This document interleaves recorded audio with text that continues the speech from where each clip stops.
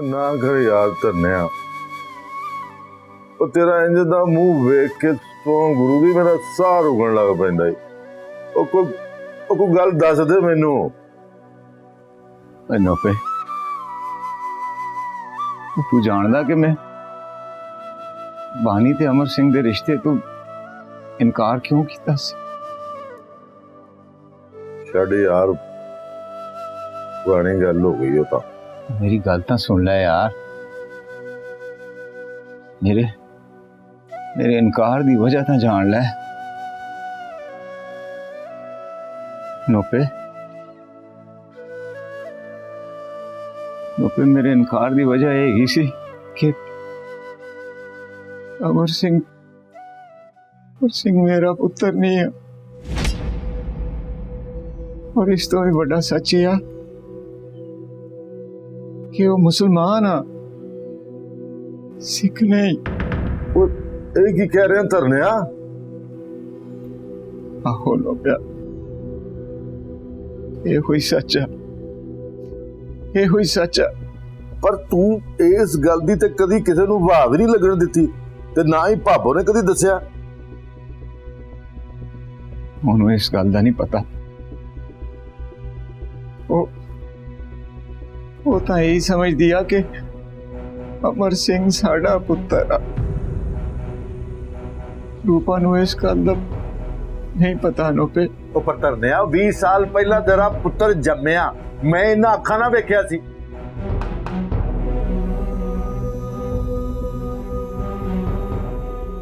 हाँ नोपे, हाँ, वो मेरा ही पुत्र सी, वो मेरा ही अमर सिंह सी, अमर सिंह सी।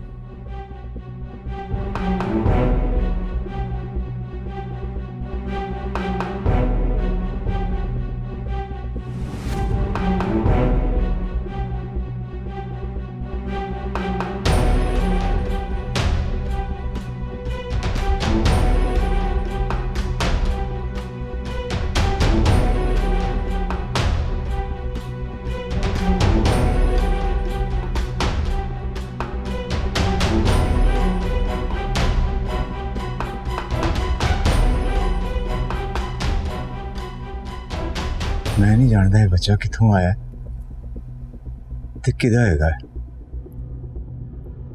पर मैं ये जानना कि ये अज तो साडा पुत्र है, मेरा अमर सिंह है।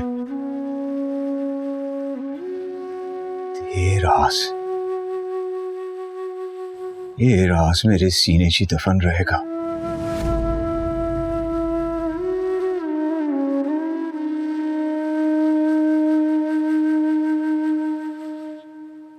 वाह भाई वाह वाह,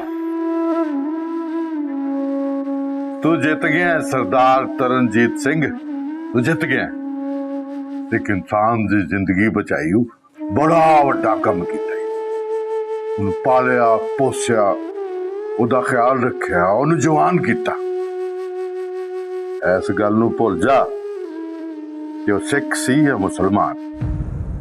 हुण बस तेरा पुत आ, बस तेरा पुत।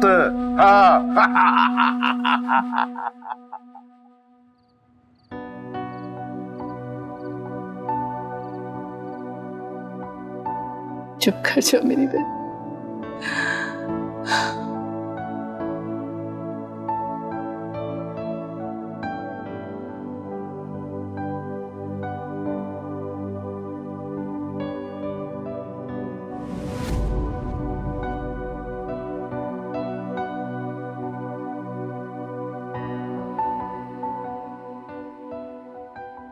श्यामा पैया तेरे बिना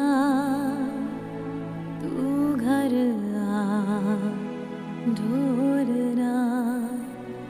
श्यामा पैया तेरे बिना तू घर आ ढोलना। रो रो के मैं देवा सदा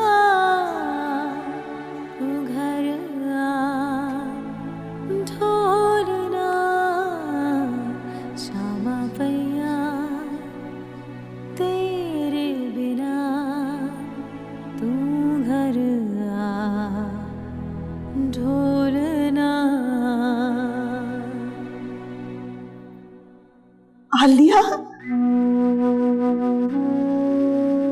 चाची आप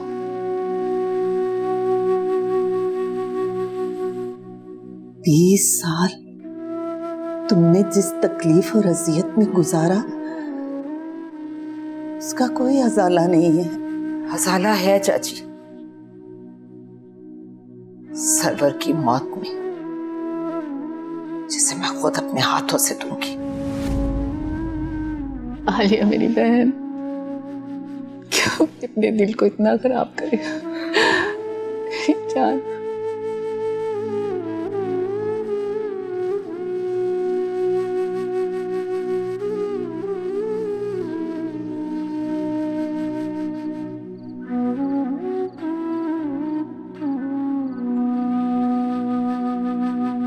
बाजी आजो आजो बहन जी। बाजी है ताड़ी दवाई। अच्छा जी, बड़ी मेहरबानी। बहन जी, रंजीत जी, मुझे आज एहसास हुआ है कि मैं कितना गलत था। सारी जिंदगी नफरत और बुग़्ज़ की आग में जलता रहा और ये बिल्कुल भूल गया कि इंसानियत से बढ़कर कोई रिश्ता नहीं होता।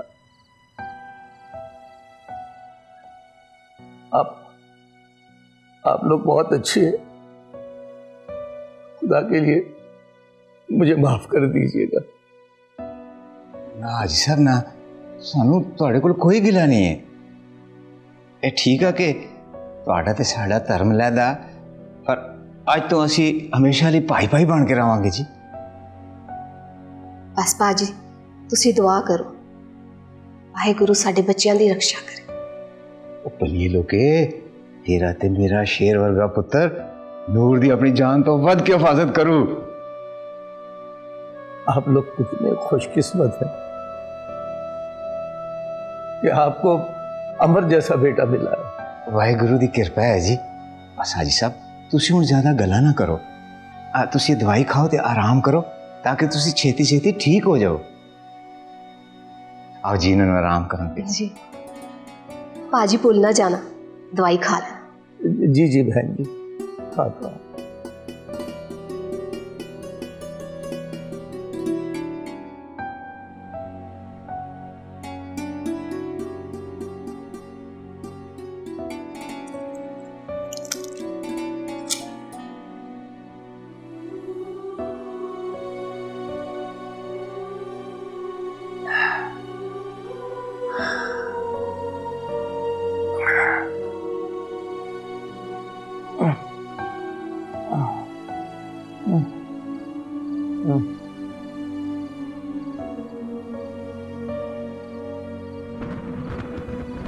आप जाइए, आप आराम कीजिए।